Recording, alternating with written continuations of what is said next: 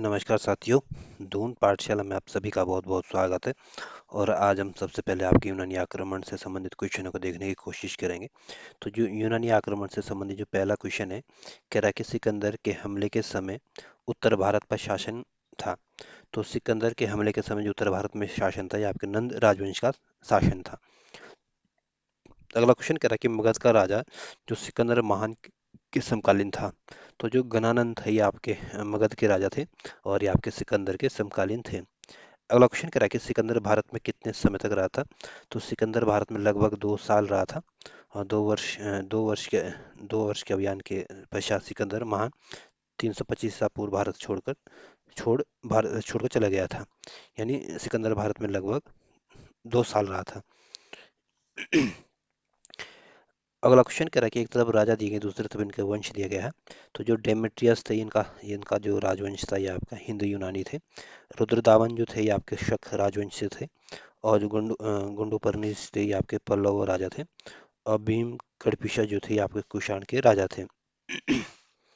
या यूं बोलें कि डेमेट्रियस का संबंध आपके हिंदू यूनानी राजवंश से था। रुद्रदामन का संबंध आपके शक राजवंश से था।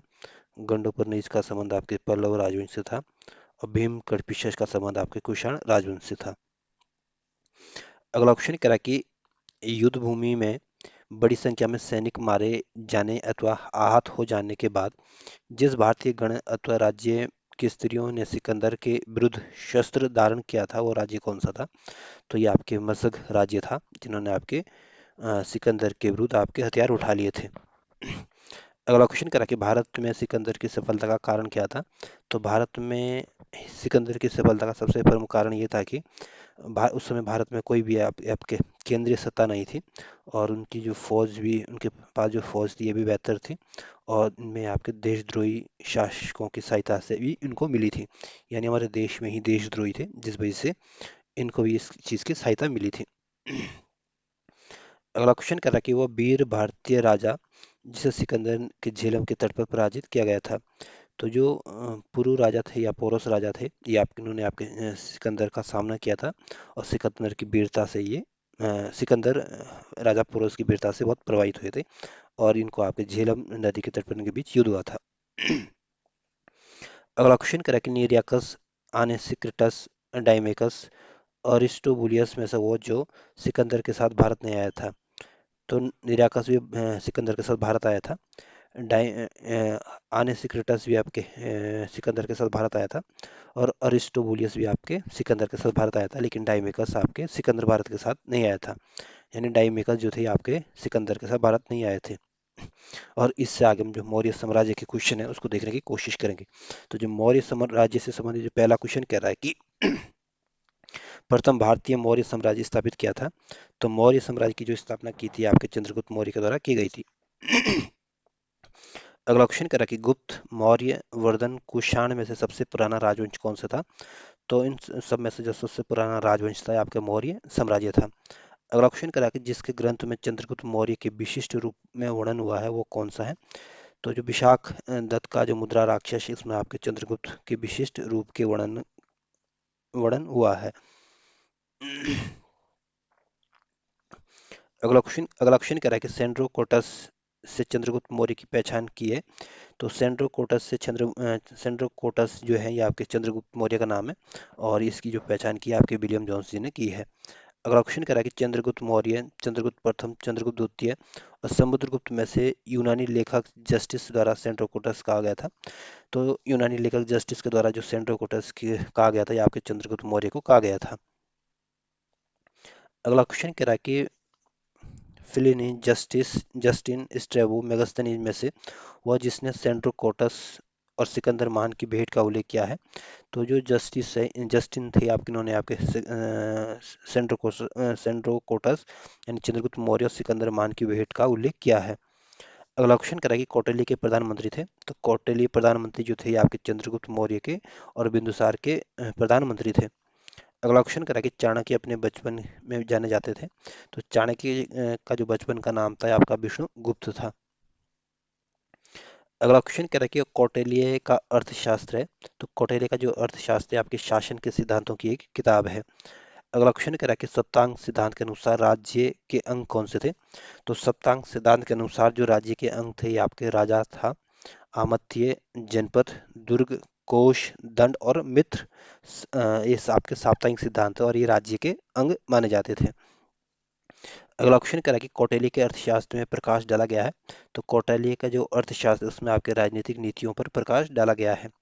अगला क्वेश्चन कह रहा है कि कौटिल्य के अर्थशास्त्र के अनुसार, तो कौटिल्य के अर्थशास्त्र के अनुसार जो न्यायिक दंड के परिणाम स्वरूप कोई व्यक्ति दास हो सकता था और स्त्री दास अपने मालिक के संसर्ग से पुत्र जनन पर कानूनी तौर पर मुक्त हो जाती थी।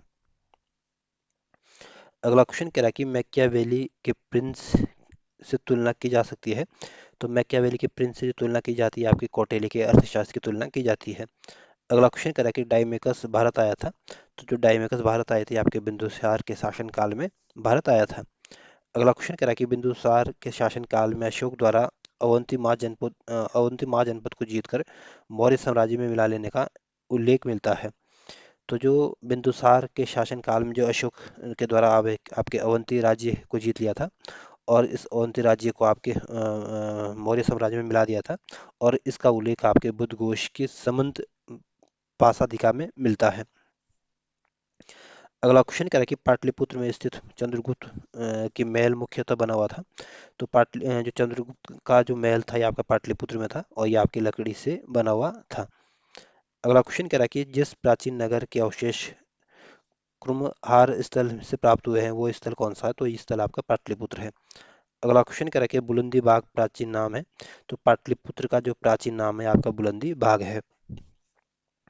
अगला क्वेश्चन कह रहा है कि अशोक, चंद्रगुप्त, बिंदुसार और कुणाल में से वो मौर्य राजा कौन है जिसने दक्कन की विजय प्राप्त की थी। तो जो चंद्रगुप्त थे इन्होंने आपके दक्कन की विजय प्राप्त की थी। अगला क्वेश्चन कह रहा है कि मालवा, गुजरात, महाराष्ट्र में पहली बार जीता था। तो चंद्रगुप्त मौर्य ने आपके मालवा को, गुजरात को और महाराष्ट्र को पहली बार जीता था। अगला क्वेश्चन कह रहा है कि वो अभिलेख जिससे यह प्रमाणित होता है कि चंद्रगुप्त का प्रभाव पश्चिम भारत पर था। तो जो रुद्रदामन का जो जूनागढ़ अभिलेख है इस अभिलेख से प्रमाणित होता है कि चंद्रगुप्त का प्रभाव आपके पश्चिमी भारत तक था। अगला क्वेश्चन कह रहा है कि गुजरात चंद्रगुप्त मौर्य के साम्राज्य में सम्मिलित था, यह प्रमाणित होता है। तो जो रुद्रदामन का जो जूनागढ़ अभिलेख है इससे ये प्रमाणित होता है कि चंद्रगुप्त मौर्य का जो साम्राज्य था आपके गुजरात जो था ये आपके चंद्रगुप्त मौर्य का साम्राज्य में शामिल था। अगला क्वेश्चन कह रहा है कि सेल्यूकस जिनको अलेक्जेंडर द्वारा सिंध और अफगानिस्तान का प्रशासक नियुक्त किया गया था को हराया था। तो जो सेल्यूकस थे ये इनको आपके चंद्रगुप्त के द्वारा हराया गया था। अगला क्वेश्चन करा कि चंद्रगुप्त मौर्य ने सेल्यूकस को पराजित किया था। तो चंद्रगुप्त मौर्य ने आपके सेल्यूकस को जो पराजित किया था ये आपके 305 ईसा पूर्व में हराया था। अगला क्वेश्चन कह रहा है आपको भी बताना कि ये क्षेत्र किसका दिया गया है, इस मैप में एक क्षेत्र किसका दिया गया है। तो ये जो क्षेत्र दिया गया है ये आपके अशोक के शासन काल के अंतिम समय का मानचित्र दिया गया है। अगला क्वेश्चन कह रहा है कि सहिष्णुता, उदारता, करुणा और त्रिविध आधार पर राजधर्म की स्थापना किसने की थी। तो सहिष्णुता, उदारता और करुणा और त्रिविध के आधार पर जो राजधर्म की जो स्थापना की थी आपके अशोक ने की थी। और अगला क्वेश्चन कह रहा है कि अफगानिस्तान, बिहार, श्रीलंका, कलिंग में से वो क्षेत्र जो अशोक के साम्राज्य में शामिल नहीं था। तो अशोक के साम्राज्य में आपके अफगानिस्तान भी शामिल था, बिहार भी शामिल था, कलिंग भी शामिल था, लेकिन अशोक के साम्राज्य में आपका श्रीलंका शामिल नहीं था। अगला क्वेश्चन कह रहा है कि अशोक के शिलालेख जिसमें जिसमें दक्षिण भारतीय राज्यों का उल्लेख मिलता है। तो अशोक का जो दूसरा और 13वां शिलालेख है इसमें आपके दक्षिण भारतीय राज्यों की जानकारी मिलती है। अगला क्वेश्चन कह रहा है कि अशोक का प्रथम अस्पताल और औषधि विभाग का निर्माण करवाया था। भारत में प्रथम अस्पताल और औषधि विभाग का निर्माण किया था। तो जो अशोक थे मौर्य साम्राज्य के से संबंधित थे और अशोक ने आपके सबसे पहले भारत में अस्पतालों और औषधि विभाग का निर्माण करवाया था। अगला क्वेश्चन कह रहा है कि अशोक ने बौद्ध होते हुए भी हिंदू धर्म में आस्था नहीं छोड़ी, इसका प्रमाण कौन सा है। तो जो अशोक थे इन्होंने आपके देवानंद प्रिय की उपाधि धारण की थी और ये इस बात का प्रमाण है कि अशोक बौद्ध धर्म होते हुए भी हिंदू धर्म की आस्था इन्होंने नहीं छोड़ी थी। अगला क्वेश्चन करा कि अशोक के शासन काल में बहुत सभा आयोजित की गई थी। तो अशोक के शासन काल में बहुत संगति का आयोजन किया गया था और यह आयोजन आपके पाटलिपुत्र में किया गया था। अगला क्वेश्चन करा कि अशोक के काल में तीसरी बौद्ध संगति का उल्लेख मिलता है। तो अशोक के काल में जो तीसरी बौद्ध संगति हुई थी और ये आपके पाटलिपुत्र में हुई थी, और इस संगति के होने का जो उल्लेख मिलता है आपके दीपवंश और महावंश से मिलता है। अगला क्वेश्चन करें कि मौर्य शासक जो बौद्ध धर्म के अनुयायी थे। तो जो अशोक और दशरथ थे ये आपके मौर्य शासक थे और ये आपके बौद्ध धर्म के अनुयायी थे।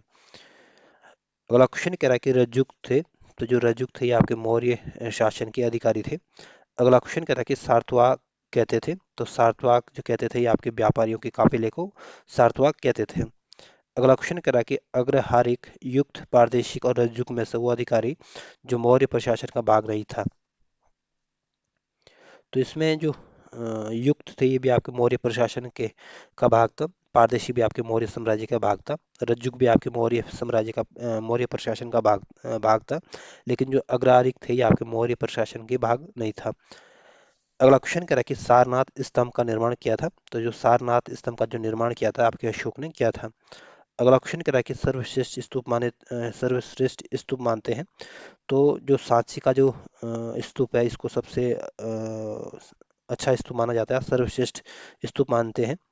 अगला क्वेश्चन क्या है कि सांची का स्तूप बनवाया था। तो सांची का स्तूप जो बनाया था ये आपके अशोक ने बनाया था। अगला क्वेश्चन कहता है कि प्रसिद्ध पर्यटक स्थल सांची का प्राचीन नाम क्या है। तो सांची का जो प्राचीन नाम है आपका काक नाम है। तो पूछ सकते हैं कि सांची का स्तूप किसने बनाया था। अशोक ने बनाया था और इसका जो प्राचीन नाम है ये आपका काक नाम है। अगला क्वेश्चन है, अगला क्वेश्चन एक तरफ स्थान दिए गए दूसरी तरफ स्मारक दिए गए हैं। तो जो कौशाम्बी है यहाँ पे आपके घोषित राम का मठ का स्मारक स्थित है। कुशीनगर में आपके राणा बर स्तूप स्थित है। सारनाथ में आपके दमेक स्तूप स्थित है। और श्रावस्ती में आपके सेहत महत स्मारक स्थित है। या यूं बोलें कि कौशाम्बी का संबंध आपके घोषिताराम मठ से है।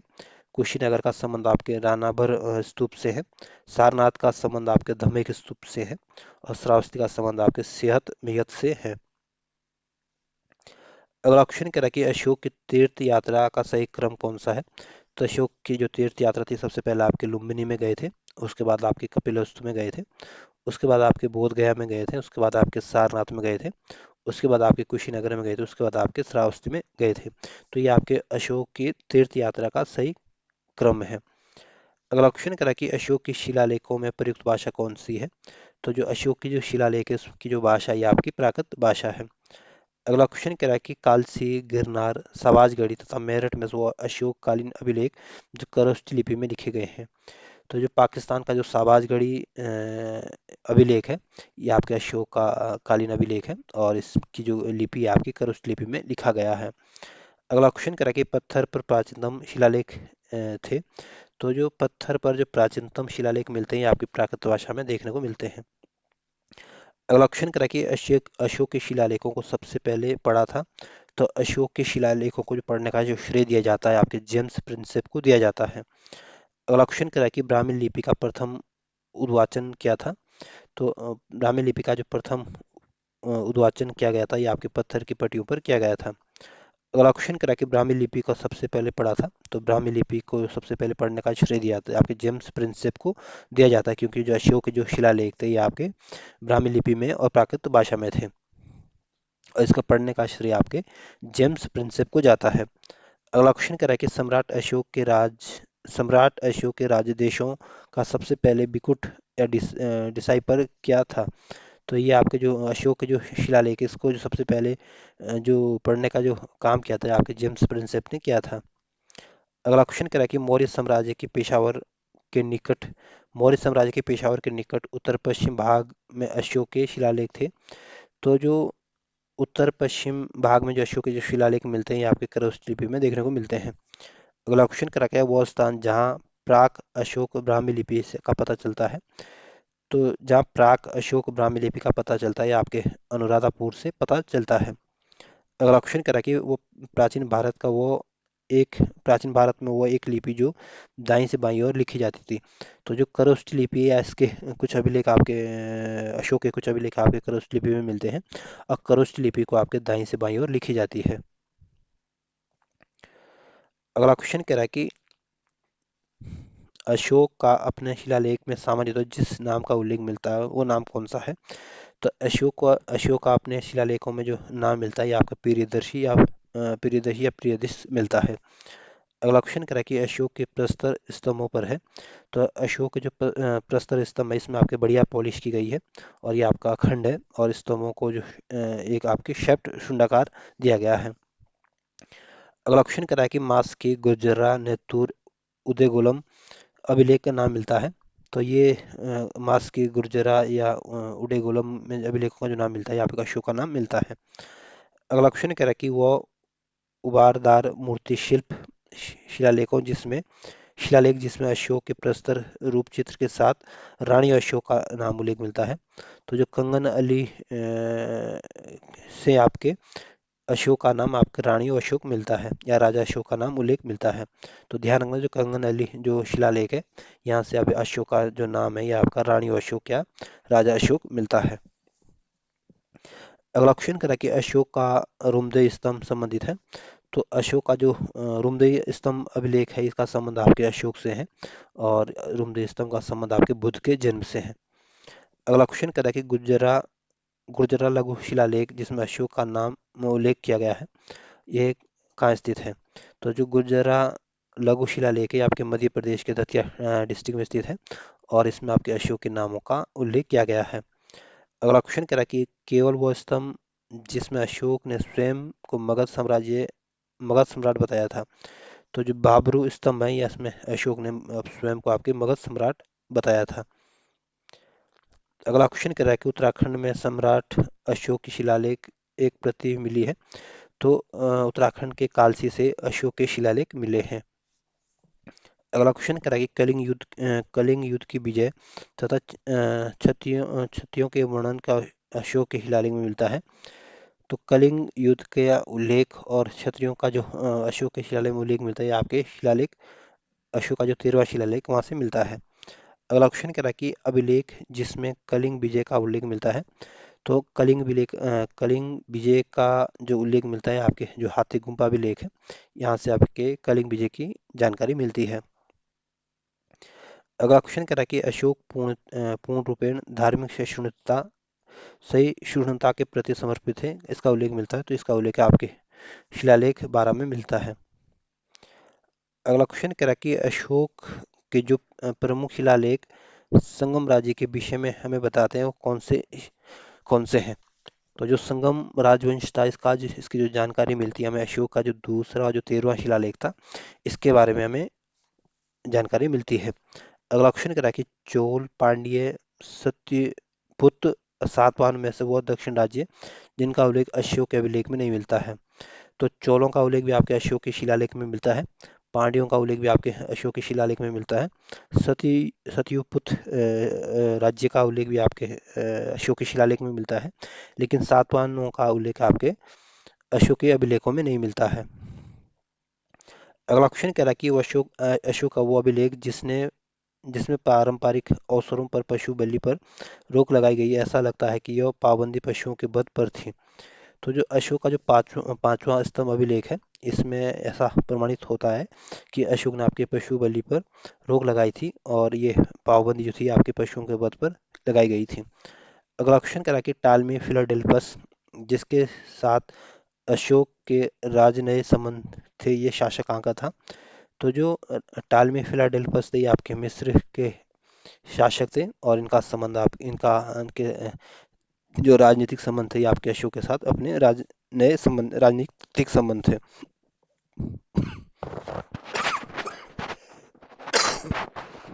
सॉरी। हेलो। अगला क्वेश्चन कह रहा है कि चोल गुप्त मौर्य पल्लव में से वो राजवंश जिसके शासकों के सुदूर देशों में जैसे सीरिया मिस्र के साथ राजनीतिक संबंध थे। तो जो मौर्य साम्राज्य था या मौर्य राजवंश था इसके संबंध आपके सुदूर देशों के सीरिया मिस्र के साथ राजनीतिक संबंध थे। अगला क्वेश्चन करा कि अशोक के धम्म का मूल संदेश था। तो अशोक के धम्म का जो मूल संदेश था आपके शांति और अहिंसा का संदेश था। बड़ों का सम्मान करना इसमें संदेश था और धार्मिक सहनशीलता इसमें देखने को मिलती है। तो अशोक के धम्म के क्या मूल संदेश था? शांति, अहिंसा, बड़ों का सम्मान करना और धार्मिक सहनशीलता। अगला क्वेश्चन करा कि प्राचीन भारतीय अभिलेखों में से वो खाद्यान्न जिसे देश में संकट काल के उपयोग हेतु सुरक्षित रखने के बारे में प्राचीनतम साक्ष्य मिलते हैं। तो जो 100 गोरा ताम्र पत्र यहाँ से हमें प्राचीन काल में आपके खाद्यान्न भंडारण के साक्ष्य मिलते हैं, या खाद्यान्न संकट काल के समय के लिए खाद्यान्न सुरक्षित रखते थे। तो ये जानकारी हमें 100 गोरा ताम्रपत्र से मिलती है। अगला क्वेश्चन कह रहा है कि मौर्य काल में टैक्स को छुपाने चोरी के लिए दिया जाता था। तो जो मौर्य काल में जो टैक्स छुपा देते थे या टैक्स चोरी करते थे उनको मृत्युदंड दिया जाता था। अगला क्वेश्चन कह रहा है कि प्रसिद्ध यूनानी राजदूत मेगास्थनीज भारत आए थे। तो जो मेगास्थनीज थे ये आपके यूनानी राजदूत थे और ये आपके चंद्रगुप्त के दरबार में आए थे। अगला क्वेश्चन करा कि सत्य कथन कौन सा है? तो जो अशोक ने आपके कलिंग को मौर्य साम्राज्य में जोड़ लिया था, या यूं बोले तो कलिंग को आपके मौर्य साम्राज्य में मिला लिया था, और कलिंग आपके दक्षिण भारत में को जाने वाले स्थलीय और समुद्री मार्गों को नियंत्रित करता था। अगला क्वेश्चन करा कि मेगास्थनीज ने अपने ग्रंथ इंडिका में भारतीय साम्राज्य को विभाजित किया था। तो जो मेगास्थनीज थे इनकी जो किताब थी ये आपकी इंडिका थी और इसमें आपके भारतीय समाज को 7 श्रेणियों में विभाजित किया गया था। अगला क्वेश्चन करा कि मेगास्थनीज दूत थे। तो मेगास्थनीज आपके सेलिकस निकेटर के राजदूत थे। अगला क्वेश्चन कह रहा है कि अर्थशास्त्र मुद्रा राक्षस मेगास्थनीज की इंडिका वायु पुराण में से वो स्रोत जिसमें उल्लेखित है कि प्राचीन भारत की दास्तान नहीं थी। तो जो मेगास्थनीज की जो इंडिका इसमें उल्लेख किया गया है कि प्राचीन भारत में दास्ता नहीं थी। अगला क्वेश्चन कह रहा है कि वह स्रोत जिसमें पाटलिपुत्र के प्रशासन का उल्लेख मिलता है। तो पाटलिपुत्र जो थी आपके मौर्य साम्राज्य की राजधानी थी और इसके प्रशासन की जो हमें जानकारी मिलती है ये आपके मेगास्थनीज की इंडिका से मिलती है। अगला क्वेश्चन करा क्या वो स्रोत जो मौर्य के नगर प्रशासन की विस्तृत विवरण प्रस्तुत करता है। तो जो मेगास्थनीज की जो इंडिका है इसमें आपके मौर्य प्रशासन के नगर प्रशासन के बारे में विस्तार से जानकारी मिलती है। अगला क्वेश्चन कह रहा है कि वर्तमान नगर पालिका प्रशासन का वो कार्य जो मौर्य काल से जारी है। तो वर्तमान नगर पालिका प्रशासन का वो कार्य जैसे जन्म और मृत्यु का जो पंजीकरण है ये आपके मौर्य काल से ही प्रचलित है। अगला क्वेश्चन कह रहा है कि मौर्य नरेशों द्वारा दिए गए विकास के संबंध में सही क्रम कौन सा है? तो राजाओं के द्वारा आपके संस्कृति, कला, साहित्य, प्रांतीय विभाजन और हिंदू कुश तक साम्राज्य का विकास का संबंध है। अगला क्वेश्चन कह रहा है कि बाघ और बलि थे। तो जो बाघ और बलि थे ये आपके राजस्व के स्रोत थे। अगला क्वेश्चन कह रहा है कि मौर्य काल में भूमि कर जो कि राज्य की आय का प्रमुख सोर्स था एकत्रित किया जाता था। तो जो भूमि कर था ये मौर्य काल में जो भूमि कर था ये आपके राज्य का प्रमुख स्रोत था और ये आपके सीता अध्यक्ष के द्वारा एकत्रित किया जाता था। अगला क्वेश्चन कह रहा है कि मौर्य काल में सीता से तात्पर्य है। तो मौर्य काल में सीता का तात्पर्य आपके राजकीय भूमि से प्राप्त आय से था। अगला क्वेश्चन कह रहा है कि मौर्य मंत्रिपरिषद में राजस्व इकट्ठा करने से संबंधित है।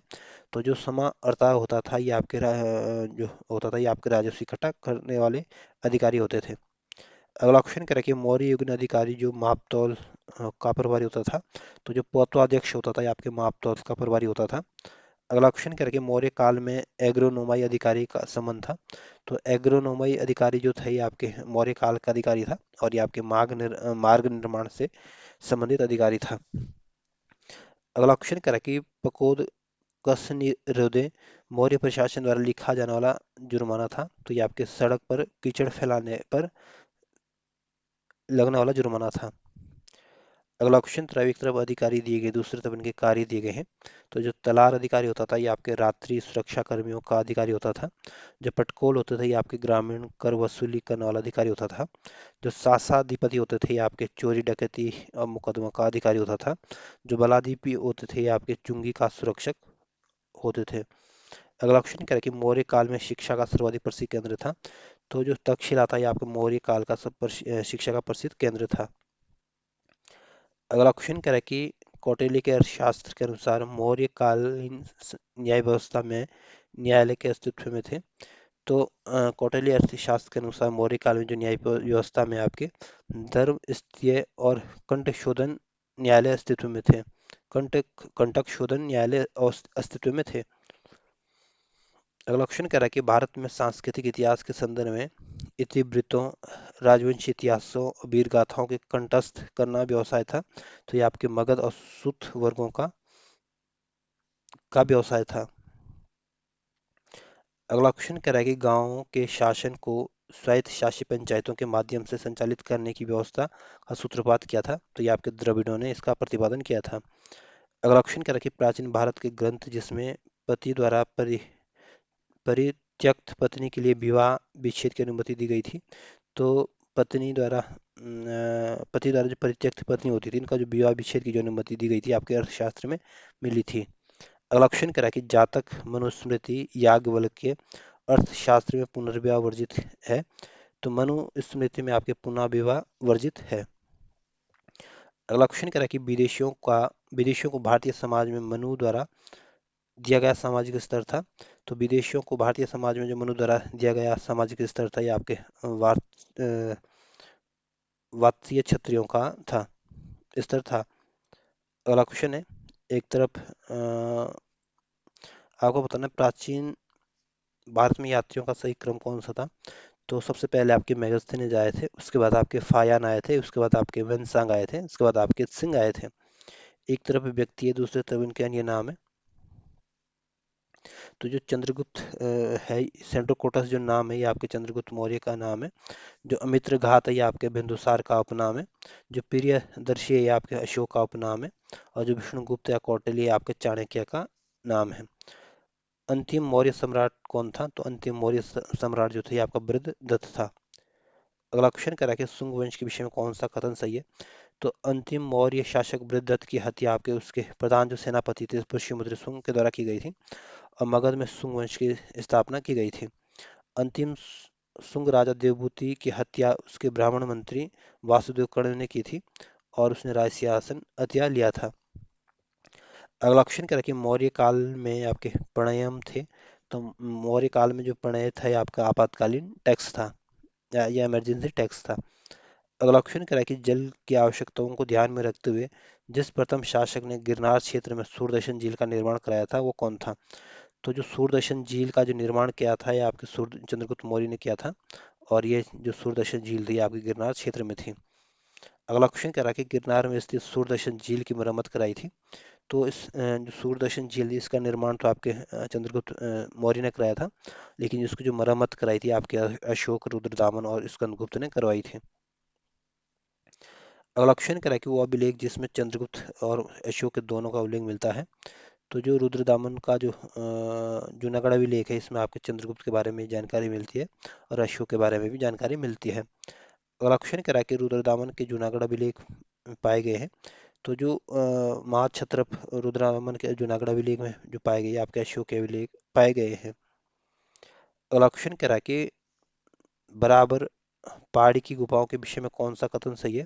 तो जो बराबर पहाड़ी की जो गुफाएं हैं, आपकी 4 गुफाएं हैं, और उनमें से 3 गुफाएं जो हैं, ये आपके 3 गुफाओं पर 3 गुफाओं में जो दीवारों पर जो अशोक के अभिलेख उत्कीर्ण है, और ये जो अभिलेख है, इन पे आपके गुफाओं के आजीविकों को समर्पित है होने का उल्लेख मिलता है।